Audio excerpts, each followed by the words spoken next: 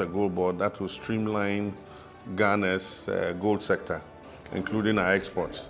Togo. Le président togolais Faure Gnassingbé a prêté serment en tant que président du Conseil de ministres, un nouveau poste qui constitue la plus haute fonction du pouvoir exécutif dont la durée de mandat n'est pas officiellement limitée. Nous, Faure Gnassingbé, jurons solennellement de respecter et de défendre la Constitution que la République togolaise s'est librement donnée. Alors les gens sont très inquiets pour ça. En tout cas, l'opposition dit que c'est une stratégie, l'objectif de garder M. Gnassingbé au pouvoir indéfiniment. C'est le jour où le régime RPT unir parachève le coup de force constitutionnel qui plonge notre pays à son corps défendant dans une hypothétique 5e République aux grandes dames du peuple souverain.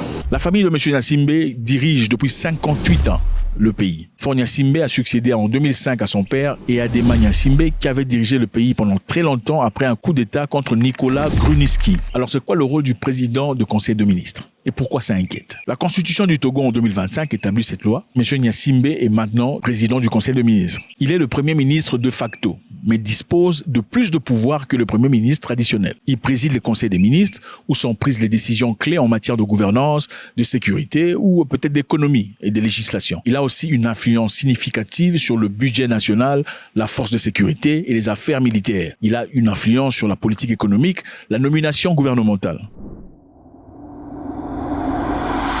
Une modification constitutionnelle en 2025. Suppression des élections présidentielles directes. Le président est désormais élu par le Parlement et non le peuple. 2. Introduction d'un nouveau poste exécutif puissant, celui du président du Conseil des ministres, qui devient de fait le chef du gouvernement. Ceci remet les pendules à l'heure, permettant à Faure de se présenter selon les nouvelles règles sans enfreindre les limites. Donc cette nouvelle position carrément donne beaucoup de pouvoir à M. Gnassingbé. Beaucoup de pouvoir et le président devient carrément un président, mais bon, ce n'est pas lui qui décide.